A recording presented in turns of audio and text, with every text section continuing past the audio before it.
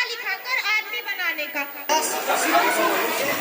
Yes भैया, जानते हैं कल दादाजी पापा और चाचा को बुलाकर जमीन के बंटवारे की बात कर रहे थे।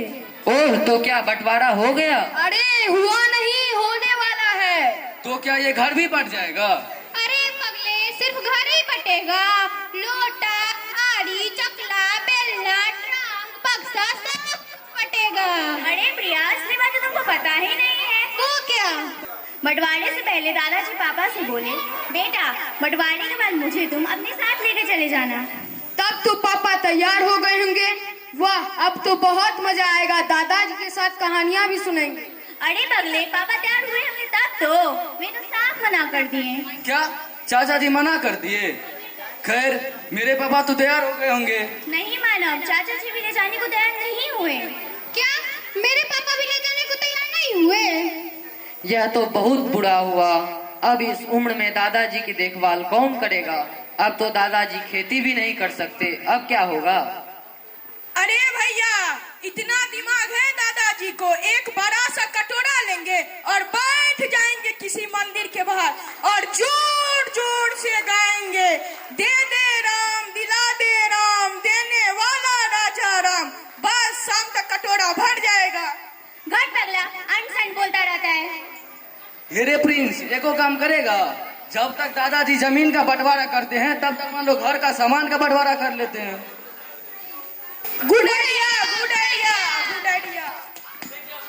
देखने में बेमानी हुई तो कपड़ फोड़ा फोड़ी हो जाएगा। नहीं नहीं, कोई बेमानी नहीं होगी। प्रिया दीदी, वैष्णवी दीदी, आगे आइए तो।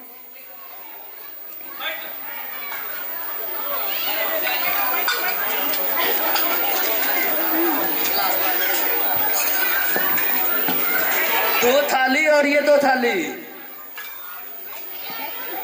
दो कटोरा और ये दो कटोरा। दो गिलास और ये दो गिलास। एक तकिया वहाँ रखो और एक यहाँ। अरे बिछावन को कैसे बांटेंगे? अरे इस बेडशीट को कैसे बांटेंगे? ये तो एक ही है। अरे एक ही है तो इसे ऐसे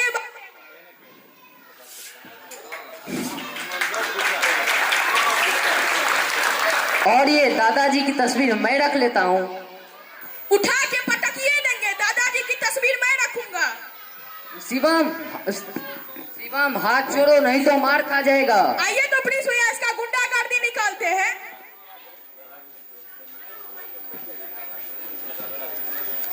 अरे ये क्या हो रहा है? घर का पूरा सामान बिखरा पड़ा है। अरे आंटी, पापा और चाचा जमीन का बंटवारा कर रहे हैं और हम लोग घर के सामानों का बंटवारा कर रहे हैं। अरे तुम लोग पगला गए हो क्या? जाओ दरवाजे पे जाके खेलो, बड़ा आया बंटवारा करने। देख लिए भाभी, इस बंटवारे का भूत बच्चों के सर पे भी चढ़ा हुआ। देखिए प्राची, अगर बंटवारा होना है तो साफ साफ होना चाहिए। कौन सा खेत किसके हिस्से में आएगा, मकान का कौन सा भाग किसके हिस्से में आएगा, और फिर बाबूजी खेती से जो कुछ पैसा कमाए हैं इन सब का साफ साफ हिसाब होना चाहिए। और हाँ, एक बात मैं पहले ही बता देती हूँ कि बाबूजी की जिम्मेदारी मुझ पर मत दीजिएगा, क्योंकि मैं ये जिम्मेदारी कदम भी नहीं उठा सकती। और मेरे बारे में तो सोचिएगा भी मत। मेरे बाल बच्चे अभी पढ़ने लिखने वाले हैं और ऊपर से बूढ़े आदमी का बोझ। ना बाबा ना, मेरे से तो ये जिम्मेदारी बिल्कुल नहीं होगी। वाह भाभी वाह, जमीन का बंटवारा, मकान का बंटवारा, सामान का बंटवारा, लेकिन आज तो इंसानियत का भी बंटवारा हो गया है। जिस पिता ने अपनी पूरी जवानी अपने बच्चों के नाम की, आज उसी बुढ़ापे का बोझ समझ लिया। जिसने अपनी रोटी का निवाला अपने बच्चों को खिलाया, आज उसके लिए घर में जगह नहीं। और भाभी, बाबूजी कोई खेत नहीं है जिसे नाप कर बांट लिए जाए, और ना ही कोई मकान है जिसे दीवार खड़ी कर कर दो हिस्से कर लिए जाए। अरे बाबूजी तो वे छत है जिनके नीचे आप सभी ने वर्षों सुकून तक बिताए हैं। तो क्या करें? बाबूजी की सेवा करें और बाल बच्चों का भविष्य चौपट कर दें। अभी समय है दो पैसे कमाने का, बाल बच्चे को पढ़ा लिखा कर आदमी बनाने का। फिर बाबूजी खुद इस लायक नहीं है कि अपनी परिचर्या कर सके।